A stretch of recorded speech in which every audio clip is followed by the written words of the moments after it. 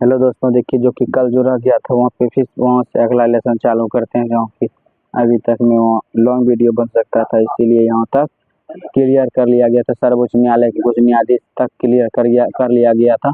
और अब अगला लेसन में यहाँ से हम पढ़ रहे हैं नियंत्रक एवं महालेखा परीक्षण CAG, जो इसकी चर्चा हमारे संविधान के पाँच के तहत अनुच्छेद 148 से लेकर 151 तक में किया गया है। अनुच्छेद 148 में कहा गया है कि नियंत्रक और महालेखा परीक्षण का एक स्वतंत्र पद होगा जिनकी नियुक्ति राष्ट्रपति के द्वारा किया जाएगा, जिनका कार्यकाल 6 वर्ष या 65 वर्ष दोनों से भी जो भी पहले हो जाए का होता है।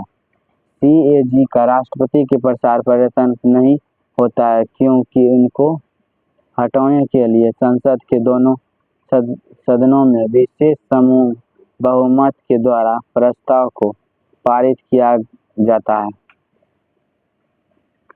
यह अपने कार्यकाल की समाप्ति से पहले ही राष्ट्रपति को त्यागपत्र देकर पद मुक्त हो जाते हैं। इनके वेतन भत्ता का निर्धारण समय समय पर संसद के द्वारा किया जाता है। वर्तमान समय के इनका वेतन 2.5 लाख रुपए मासिक है। महीना है, मासिक मतलब महीना होता है, आप लोग समझ सकते हैं। मंत्रिपरिषद का कोई भी सदस्य CAG के रूप में नियुक्त नहीं किया जा सकता। अनुच्छेद 149 में CAG के शक्ति एवं कार्य की चर्चा किया गया है, जो कि निम्नलिखित है। यह भारत का लेख परीक्षण एवं लेखा विभाग का प्रधान होता है। यह केंद्र एवं राज्य सरकार के द्वारा किए गए खर्च का लेखा जोखा रखते हैं। साथ ही राष्ट्रपति की सलाह पर वे केंद्र सरकार एवं राज्य सरकार के लेख पत्र का निरीक्षण भी करते हैं तथा इसे राष्ट्रपति के समक्ष प्रस्तुत करते हैं। यह केंद्र अधिकार के लेखा विभाग को संसद के सामने तथा राज्य सरकार के लेखा विभिन्न प्रकार के विधानमंडल के सामने प्रस्तुत करते हैं। इसके अतिरिक्त यह सदस्य समिति के सार्वजनिक लेखा मामले में दिशा निर्देश भी देते हैं। अनुच्छेद 150 इसमें संघ एवं राज्य के लेखा पत्र के विभिन्न विवरण की चर्चा किया गया। अनुच्छेद 151 में इस अधिनियम अनुच्छेद में कहा गया है कि संघ के लेखा पत्र को विवरण को राष्ट्रपति के समक्ष तथा राज्य के लेखा का विवरण राज्यपाल के समक्ष प्रस्तुत करने की बात कहा गया है। नियंत्रण एवं महालेखा परीक्षण संसद की लोक लेखा समिति के मित्र एवं मार्गदर्शक के रूप में कार्य करता है। नियंत्रक एवं महालेखा परीक्षण सदस्यता का अधिवक्ता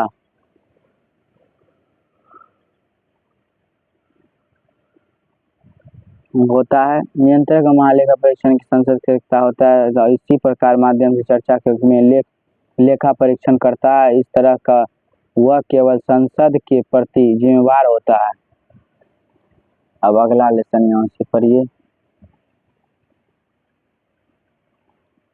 इस अधिनियम के पारित होने के समय Bharat governor general viceroy Lord Chelmsford थे, जबकि भारत का सर्व सचिव मार्ले मॉन्टेग्यू थे। यथा इस अधिनियम को मॉन्टेग्यू चैम्सफोर्ड सुधार के नाम से भी जाना जाता है। यह अधिनियम 1921 में लागू किया गया। अगस्त घोषणा 20 अगस्त 1917 में भारत के राज्य सचिव मॉन्टेग्यू के द्वारा इस अधिनियम के द्वारा प्रांतों के द्वैत शासन प्रणाली को लागू किया गया था। साथ ही पहली बार भारत में द्वैतात्मक व्यवस्था एवं प्रत्यक्ष निर्वाचन प्रणाली को मान्यता दिया गया। इस अधिनियम के द्वारा एक संप्रदायित्व को और बढ़ाने के लिए सिख, ईसाई, एंग्लो इंडियन, यूरोपियन के लिए भी पृथक निर्वाचन क्षेत्र को मान्यता दिया गया था। इस अधिनियम के द्वारा महिलाओं को भी मतदान का अधिकार दिया गया।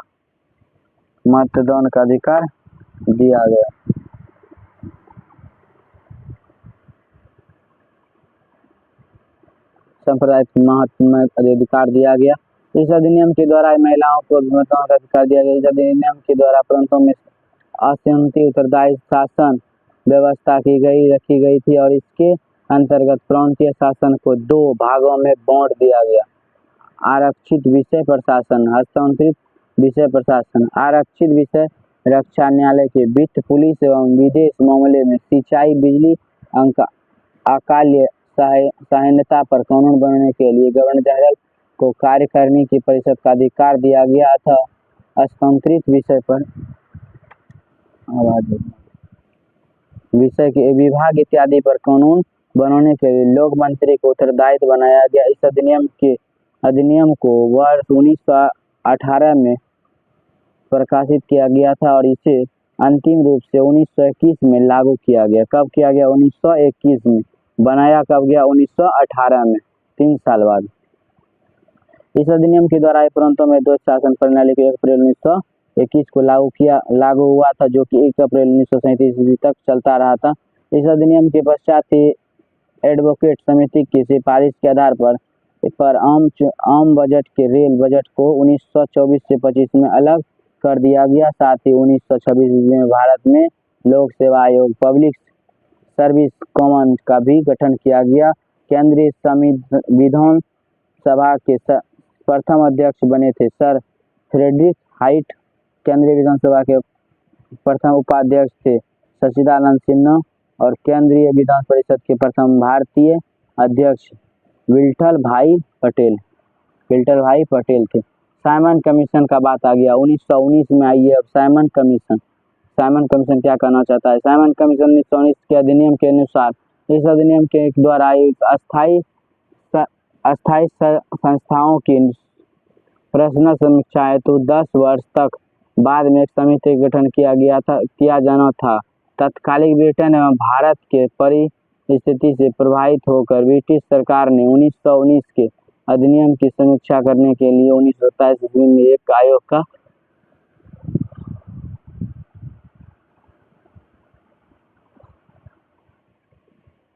गठन किया गया। चूंकि इस आयोग के अध्यक्ष सर जॉन साइमन थे और इसलिए यह आयोग साइमन कमीशन के नाम से भी प्रसिद्ध हुआ। साइमन कमीशन की गठन घोषणा 8 नवंबर 1927 को की गई थी। साइमन कमीशन पहली बार 3 फरवरी 1928 को भारत आया था। उस पे होगा रंजक साटो। साइमन कमीशन 1928 में पारित किया गया। साइमन कमीशन 7 सदस्यों का आयोग था, जिसके सभी सदस्य अंग्रेज थे। 27 अगस्त वही फोटो कुटब जो प्रॉब नहीं लिखे छोड़ पॉइंट की किताब लगा देता वही बीच में। तो साइमन कमीशन द्वारा 7 सदस्यों का आयोग द्वारा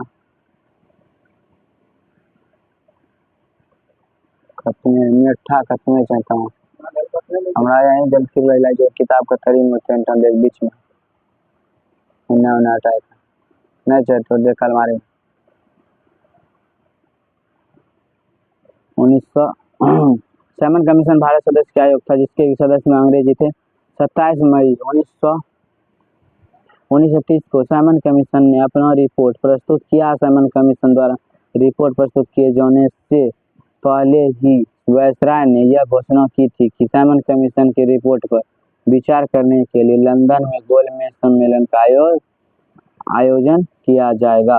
इस समय भारत के वायसराय लॉर्ड विलियम थे। यह ब्रिटिश के अधिनियम के यहाँ के लगेगा तापला जो करिए तापला जो साठी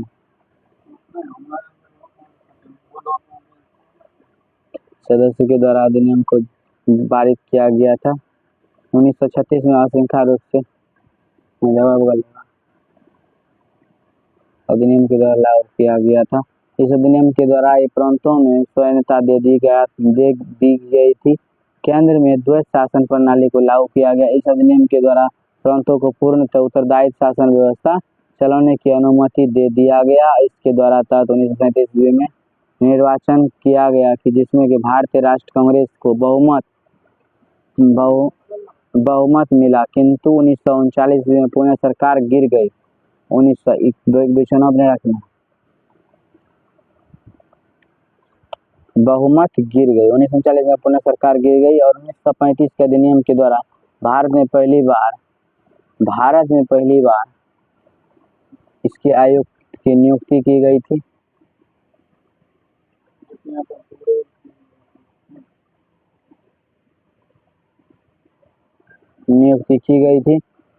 और मान्यता प्राप्त की गई। अतिरिक्त केंद्र एवं राज्य के विदेशी नियम के द्वारा ही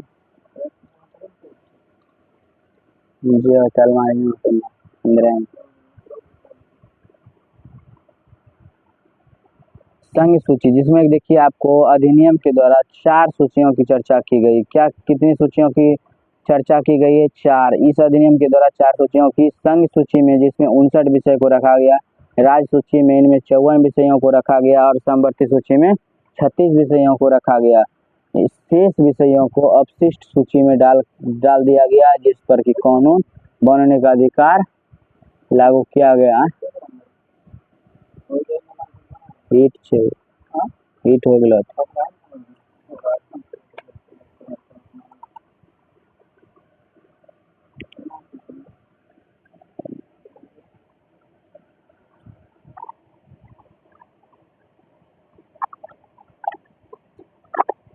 ये बिछौना अपना गिरा जरिए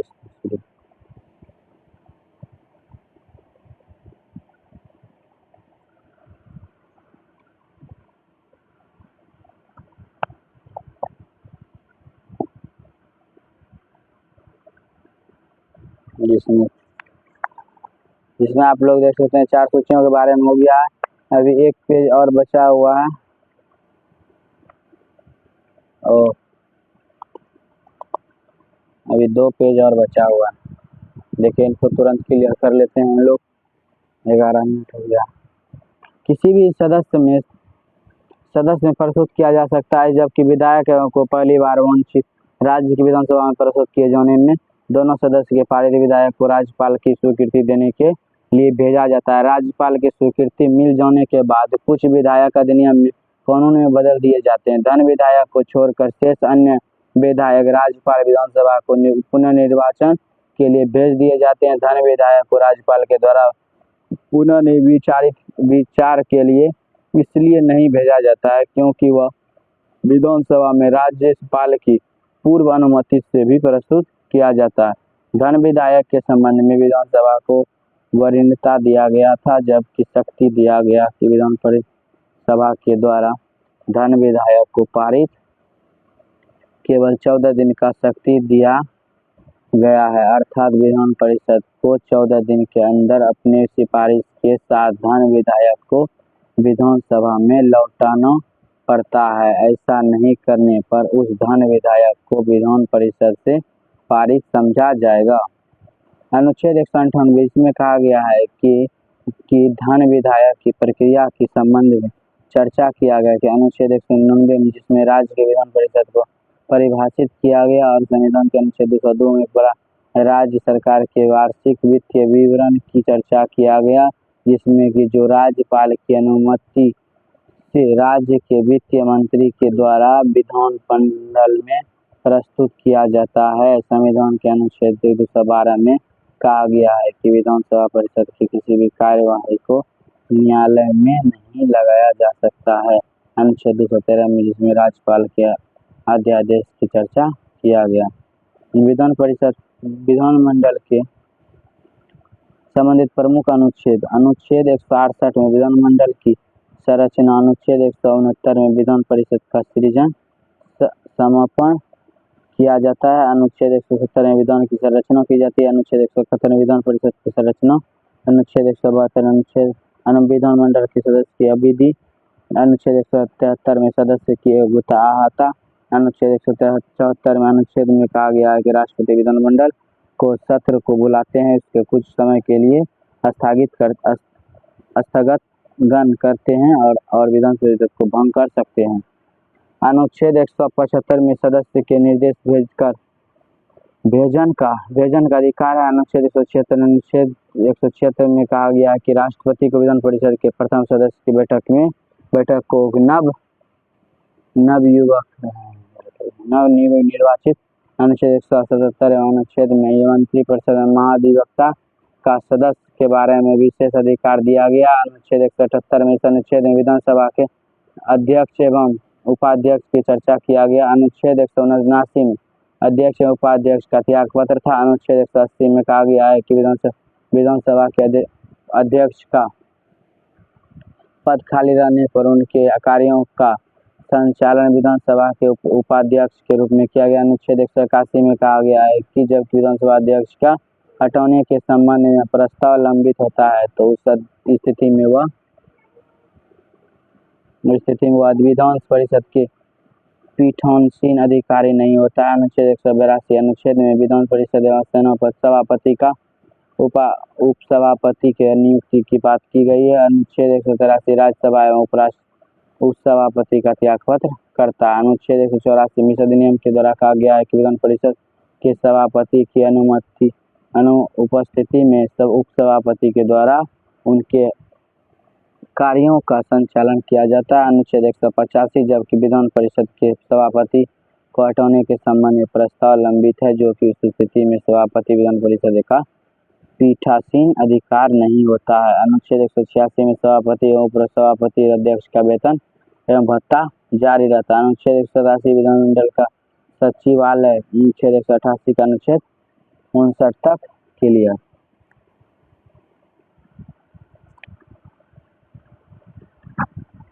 यहाँ देखिए, इस अधिनियम के द्वारा दलित एवं वर्ग महिलाओं को एक मजदूर वर्ग के लिए भी पृथक निर्वाचन के रूप में मान्यता दिया गया था, जो कि आप लोग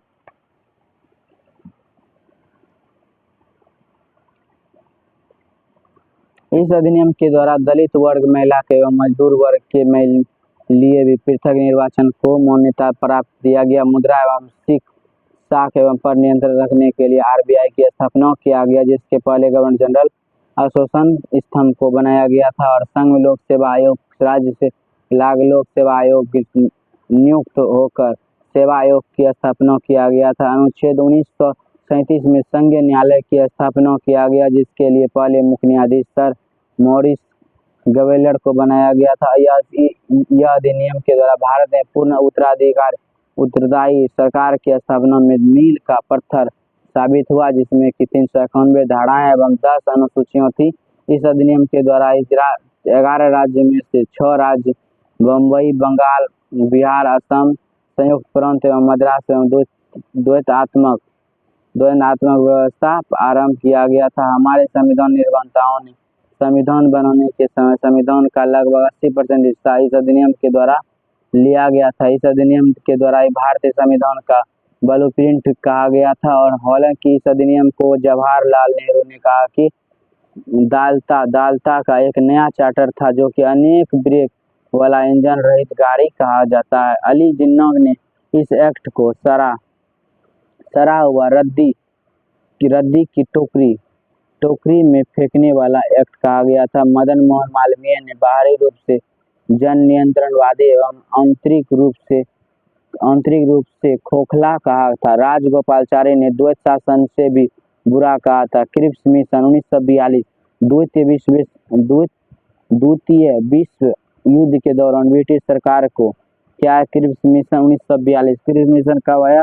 1942 ईस्वी कब आया? 1942 में कहा गया कि इसके अंतर्गत ऑस्ट्रेलिया के अमेरिका, चीन इत्यादि देशों ने भी ब्रिटिश सरकार पर धीरे धीरे दबाव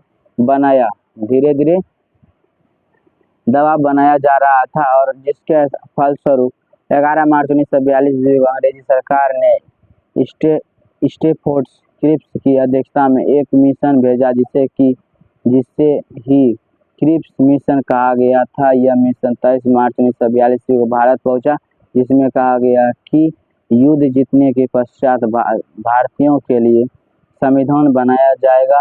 संविधान निर्माण एवं संविधान सभा के द्वारा किया जाएगा, जिसका कि निर्वाचन प्रांतीय विधानसभा के निम्न सदन के द्वारा किया जाएगा।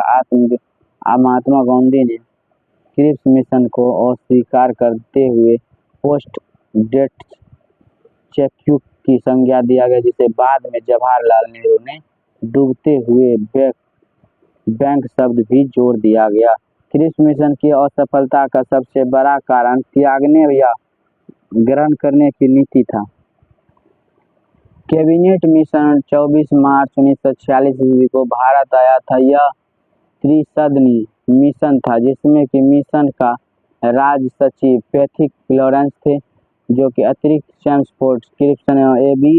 अलेक्जेंडर भी शामिल था। कैबिनेट मिशन का मुख्य उद्देश्य भारतीयों के लिए सत्ता के हस्तांतरित का उपाय ढूंढना था। इस अधिनियम के द्वारा भारतीयों के लिए एक नया योजना बनाया गया, जिसमें कि निम्नलिखित बातों को कहा गया और संविधान सभा के लिए जल्द ही संविधान सभा का गठन किया जाएगा। राष्ट्रहित के संबंधित विषय को छोड़कर शेष सभी विषयों को प्रांतीय को को दे दिया जाएगा। इस ब्रिटिश सरकार के द्वारा जल्द ही भारत पर सत्ता को समाप्त कर दिया जाएगा और इसके अतिरिक्त एक अंतरिक्ष सरकार का भी गठन किया जाएगा। आरंभ में कैबिनेट मिशन योजना को सभी राजनीतिक दल ने अस्वीकार कर लिया गया, किंतु पाकिस्तान का स्पष्ट रूपरेख नहीं होने के कारण मुस्लिम लीग ने इसे अस्वीकार कर दिया गया। कैबिनेट मिशन योजना के बाद संविधान सभा का गठन के लिए अप्रत्यक्ष निर्वाचन प्रणाली को आधार बनाया गया, जिसमें कहा गया संविधान सभा में कुल 389 सदस्य होंगे, जिसमें 1992 सदस्य ब्रिटिश प्रांत के सदस्य होंगे और 93 प्रतिनिधि देशी रियासत के सदस्य होंगे, प्रांतीय के होंगे और प्रतिनिधि मुख्य न्यायाधीश का आयोग होगा। कैबिनेट ने मिशन योजनाओं के आधार पर ही अतिरिक्त सरकार के गठन के लिए वर्ष 1946 के निर्वाचन किया गया, जिसमें कि प्रत्यक्ष 10 लाख की आबादी पर एक प्रतिनिधि की व्यवस्था किया गया। इस निर्वाचन में कांग्रेस पार्टी को 208 सीट पर सफलता मिली।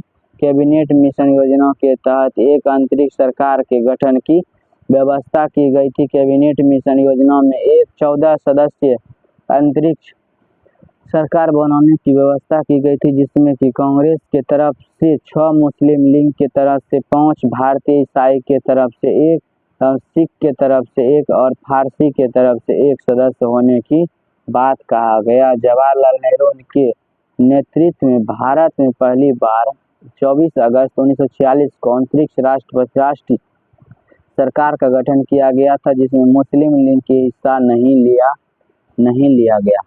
अतः आगे एक लेसन और है। अतः 2 सितंबर 1946 को अंतरिक्ष सरकार का गठन कर दिया गया और इस सरकार अप्रत्यक्ष लॉर्ड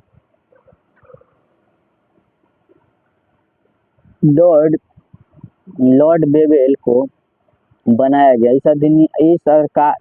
इस सरकार में निम्नलिखित व्यक्तियों को प्रमुख पदभार दिया जाएगा। क्या जाएगा? प्रमुख पदभार दिया जाएगा। अगला लेसन आप लोग देखिए, यहाँ से है।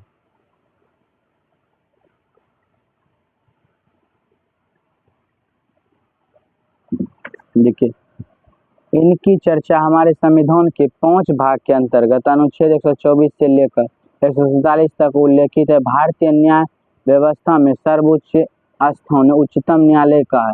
इसके अधीन कई उच्च न्यायालय आता है, लेकिन एकल एकीकृत एवं न्याय व्यवस्था नामक शब्द का भारत परिषद अधिनियम 1935 से लिया गया है। संघीय न्यायालय की स्थापना 1937 में किया गया। स्वतंत्रता प्राप्ति पश्चात भारत में सर्वोच्च न्यायालय का शुभारंभ 28 जनवरी 1950 को किया गया।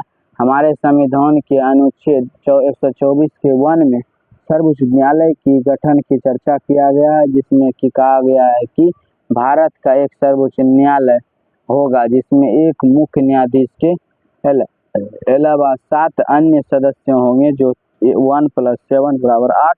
किंतु संसद को एक अधिकार दिया गया है कि वह कानून बनाकर न्यायाधीश की संख्या में वृद्धि कर सकता है। वर्तमान समय में सर्वोच्च न्यायालय में एक मुख्य न्यायाधीश के अतिरिक्त 33 अन्य न्यायाधीश हैं, जो कि 1 + 33 = 34। मुख्य न्यायाधीश के पद साथ अन्य न्यायाधीश को नियुक्त राष्ट्रपति के द्वारा किया जाता है, अनुच्छेद 124 के 2 में। किंतु मुख्य न्यायाधीश की नियुक्ति करते समय राष्ट्रपति सर्वोच्च न्यायालय के अन्य न्यायाधीश एवं सर्वोच्च न्यायालय के मुख्य न्यायाधीश की सलाह लेते हैं, जबकि सर्वोच्च न्यायालय के अन्य न्यायाधीश की नियुक्ति करते समय राष्ट्रपति केवल मुख्य न्यायाधीश से सलाह लेते हैं। सर्वोच्च न्यायालय के न्यायाधीश बनने के लिए योग्यता एवं अर्हताएं बताइए। लास्ट यहाँ पर देखिए, अभी एक और पेज है। भारत का नागरिक होना जरूरी नहीं होता है, जरूरी होता है और किसी भी उच्च न्यायालय में कम से कम 5 वर्ष का न्यायाधीश के रूप में अनुभव होना चाहिए और किसी भी उच्च न्यायालय में कम से कम 5 या 10 साल का वकालत करने का अनुभव होना चाहिए। राष्ट्रपति के नज़र में एक कुशल न्याय करने वाला होना चाहिए। न्यायाधीश का कार्यकाल, हमारे संविधान में न्यायाधीश के कार्यकाल के बारे में कोई चर्चा नहीं किया गया है। कार्यकाल में संदर्भ में निम्नलिखित बात किया गया है कि वे 65 वर्ष की उम्र तक न्यायाधीश के पद पर रह सकता है। 65 वर्ष से पहले भी अपना लिखित त्याग पत्र राष्ट्रपति को देकर कभी भी पद मुक्त हो सकता है। कदाचार्य यह असमर्थता की स्थिति में विशेष बहुमत के साथ सिफारिश करके राष्ट्रपति के द्वारा किसी भी हटाया नहीं जा सकता है। इसके लिए आप किंतु इस बात का ध्यान रखा जाता है कि विशेष बहुमत से सिफारिश से संसद के किसी भी एक ही सत्र में पारित होना चाहिए। अनुच्छेद 124(4) में न्यायाधीश को कभी भी दुर्व्यवहार के आधार पर कभी भी हटाया नहीं जा सकता। न्यायाधीश के संबंध में कहा गया है कि वह अपने संवैधानिक वृत्ति के पश्चात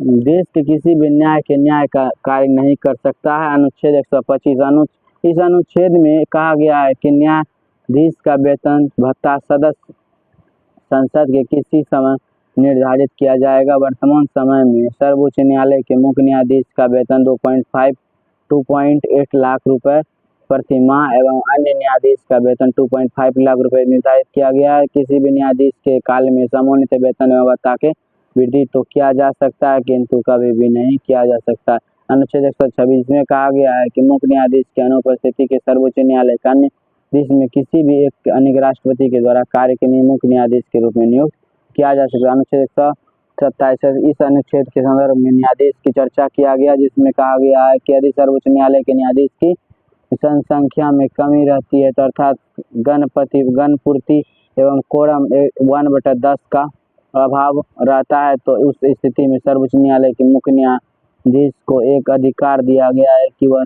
उच्च न्यायालय का उस न्यायाधीश को तदवर्ग न्यायाधीश के रूप में नियुक्त कर ले जो कि सर्वोच्च न्यायालय के न्यायाधीश बनाने की योग्यता रखता है। अर्थात तदवर्ग न्यायाधीश की नियुक्ति सर्वोच्च न्यायालय के प्रमुख न्यायाधीश ने किया जाता है और उनकी नियुक्ति करते समय राष्ट्रपति के साथ परामर्श जरूर लेता है। अनुच्छेद 128 अनुच्छेद के में अवकाश प्रतिमा न्यायाधीश की चर्चा किया गया था और जिसमें कहा गया है कि सर्वोच्च न्यायालय के मुख्य न्यायाधीश राष्ट्रपति के पूर्व सहमति से सर्वोच्च न्यायालय या उच्च न्यायालय के द्वारा किया जाता है। देखिए लास्ट पेज, एक पेज और। जवाहरलाल नेहरू कार्यकारिणी परिषद के अध्यक्ष थे, विदेश मंत्री भी थे। सरदार वल्लभ भाई पटेल क्या थे? गृह मंत्री थे। और राजेंद्र प्रसाद खाद्य एवं कृषि मंत्रालय के मंत्री परिषद थे। जॉन मैथाइन उद्योग एवं आपूर्ति मंत्रालय के। जगपति जीवन कौन थे? श्रम मंत्रालय थे। और अरुणो आसत